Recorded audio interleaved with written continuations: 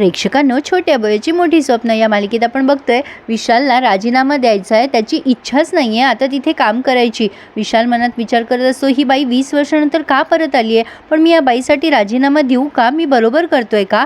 आता तेवढ्यात त्याला बयोचा भास होतो आणि बयो त्याला म्हणत असते, सर तुम्ही त्या बाईसाठी मला सोडून जाल, तुम्ही मला सोडून राहू शकाल काय.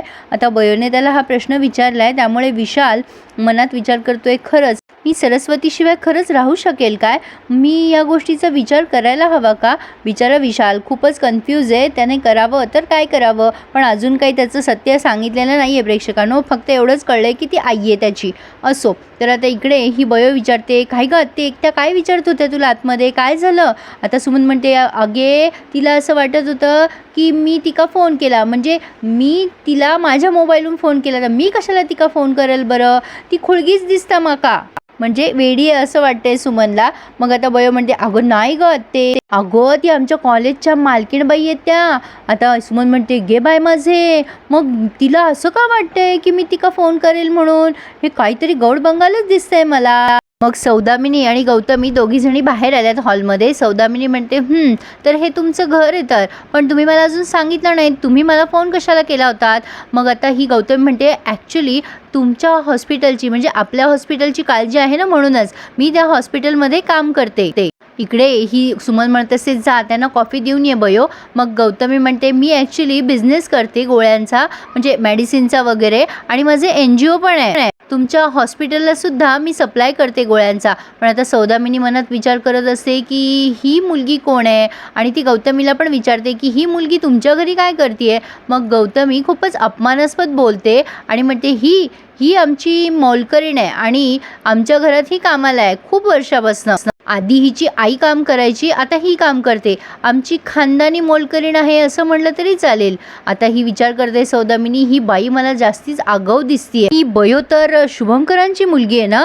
मग आता ही विचारते पुन्हा की हिला काम करायची काय गरज आहे. मग लगेच गौतम म्हणते, काय करणार, गरीब लोकांना पोटासाठी करावं लागतं, तिला हे काम करावंच लागतं, पहिल्यापासूनच करते ती. आता सौदामिनी मनात विचार करते की ही बाई नक्कीच काहीतरी गडबड आहे, तिच्या लक्षात आलंय गौतमी जरा आगाव आहे म्हणून. असो, पण ती म्हणते, तुम्ही माझ्या दुसऱ्या प्रश्नाचं उत्तर दिलं नाही अजून, तुम्ही फोन का केलात आणि तेही या बयोसाठी. आता गौतमी काही उत्तर देणार तेवढ्या तिथे शुभंकर आलेत. मग आता ही गौतमी दचकते. सौदामिनी म्हणते, तुम्ही इथे, म्हणजे सौदामिनीला हे पण माहिती नाही आहे की ते शुभंकरांचं घर आहे. शुभंकर पण म्हणतात, मॅडम तुम्ही इथे. आता सौदामिनी म्हणते, तुम्ही इथे कसे काय डॉक्टर शुभंकर. मग लगेच गौतमी तिच्यावर बॉम्बच फेकते, म्हणजे 2-3. ती म्हणते की हे माझे एक्स हजबंड आहेत. ॲक्च्युली सौदामिनीला काही समजेना नेमकं काय गौड बंगाले, ही बयो शुभंकरांची मुलगी आहे, ही बाई म्हणते की माझा नवरा आहे हा, हे काय. शुभंकर म्हणतात, मॅडम तुम्ही इथे आलात, छान वाटलं मला तुम्हाला माझ्या घरी बघून, पण तुम्ही बयोबद्दल काही तक्रार करायला आला असाल तर आपण हॉस्पिटलमध्येच बोलूयात या विषयावर. मग आता सौदामिनी म्हणते, नाही मी बयोची तक्रार करायला आलेली नाही आहे, मला इथून फोन आला होता, त्याची विचारपूस करायला आले होते मी. मग गौतमी म्हणते, हो मीच फोन केला होता बिझनेससाठी. मग आता या दोघींचं ठरलं आहे ना, कोणाला सांगायचं नाही, म्हणून सौदामिनी पण म्हणते, हो ॲक्च्युली पण आता मला निघायला हवं, मी आता निघते, असं म्हणून सौदामिनी निघत असते. तर आता ती जाताना टोमणा मारून जाते गौतमीला, माझ्या बऱ्याच प्रश्नांची उत्तरं अजून मला मिळालेली नाही आहेत. असो, पण आता ती निघून गेली आहे. पण बयोच्या लक्षात आलं आहे की नक्कीच गौतमीनेच फोन केला असणार आहे, ह्यांना पण कशाला केला असेल. आता रात्री ती विशालला फोन करते आणि आजचा हा झालेला प्रसंग विशालला सांगते. विशाल म्हणतो, ती बाई कशाला आली होती इराच्या घरी. त्यावर बयो म्हणते, तेच कळलं नाही आहे मला, पण सर तुम्ही उद्या लवकर या हं, आपल्याला माने पेशंट आहेत ना, त्यांचे CT स्कॅन करायचे आहेत. आता विशाल मनात विचार करतोय, सरस्वती तुला कसं सांगू गं, मी आता पुन्हा त्या हॉस्पिटलमध्ये काम करणार नाही आहे, आपली भेट होईल की नाही मी नाही सांगू शकत. आता तो मनातल्या मनात खूप दुःखी होत असतो, त्याने ठरवलं आहे की राजीनामा द्यायचा आहे म्हणून.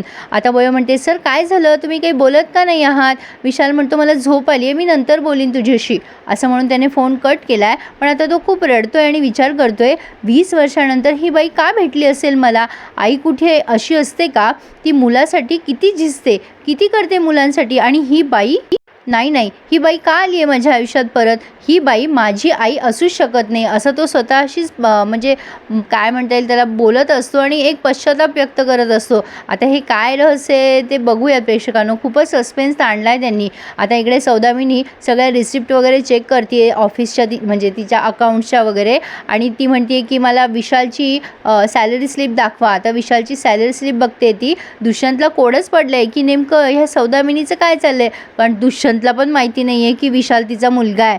बाप रे भयंकर कन्फ्युजन आहे. सौदामिनी म्हणत असते, हे काय डॉक्टर विशाल यांना क्लर्क एवढा पगार मिळतो, ते डॉक्टर आहेत का क्लर्क आहेत, जा 25% पगार वाढवून द्या विशाल सरांचा. आता हे म्हणतात पण मॅडम ट्रस्टीज, त्यावर सौदामिनी म्हणते मी मालक आहे हॉस्पिटलची, ट्रस्टीज नाहीत, त्यामुळे मी सांगते तसंच होईल. सौदामिनी सांगते तसंच होणार. आता लगेच विशालच्या नावाची पार्टी वगैरे तयार झाली आहे, केबिन पण तयार झालं आहे. आता बयो तिथे केबिनमध्ये कशाला आली माहीत नाही, पण विशालला शोधत आली आहे. ती म्हणते सर विशाल सर आले नाही का अजून. आता हे पोटे म्हणतात तुला दिसत नाही आहे का, पण विशाल सर अजून आले नाही आहेत. बयो म्हणते सर तुम्ही कशाला विशाल सर म्हणताय. आता हे पोटे म्हणतात अच्छा म्हणजे तुला अजून कल्पना नाही आहे वाटतं, आपले विशाल सर HOD झालेत. बयो म्हणते काय म्हणताय सर, पण तुम्ही असताना सर काय HOD झालेत. तेव्हा हा पोटे म्हणतो मी किती घाम गाळला या हॉस्पिटलसाठी, किती काय नाही ते केलं, पण आज मला हा दिवस बघावा लागतोय.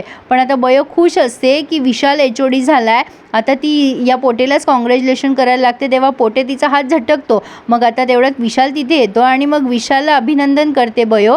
आता विशाल जरा आधीच टेन्शनमध्ये असतो बिचारा.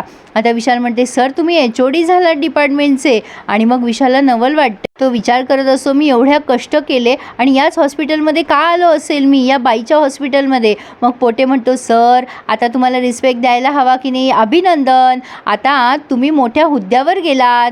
आता हे सगळं विशालला आश्चर्यचकित करणार आहे, पण हे सगळं त्याला नको आहे, कारण त्याला ती बाईच नको आहे असं काहीतरी दिसतंय. तेवढ्यात त्याच्या हातातून एक चिठ्ठी पडते. तेव्हा बयो म्हणते हे प्रमोशन लेटर आहे काय, आणि बयो ते वाचून बघते तर त्यामध्ये राजीनामा लिहिलेला असतो. आता हे बघून बयोला आश्चर्यच वाटलं आहे. बयो विशालकडे सारखी बघतीये आणि विशाल टेन्शनमध्ये बिचारा, त्याचे डोळे पण खूप लाल झाले आहेत रडून रडून. असो, इथेच त्यांनी हा रिव्ह्यू आज पूर्ण केला आहे प्रेक्षकांनो. पुढे आपण बघणार आहोत की बयोला हे दोघं माय लेवक आहे हे कळलं आहे, कारण ती या दोघांचं बोलणं ऐकते. विशाल सौदामिनीला म्हणत असतो तू का आली आहेस माझ्या आयुष्यामध्ये इतक्या वर्षानंतर परत. सौदामिनी म्हणते असं का बोलतोस रे राजा मला, अरे 9 महिने पोटात वाढवलंय मी तुला, मी आई आहे रे तुझी. आज प्रोमो लगेच आला होता प्रेक्षकांनो, त्यामुळे लगेच दिला. आणि आज सिरियल जरा खूप स्लो दाखवली. आणि कशी वाटली तुम्हाला नक्की कळवा. आणि प्लीज लाईक करायला विसरू नका रिव्ह्यूला, आणि आपलं चॅनल सबस्क्राईब करायला सुद्धा. धन्यवाद.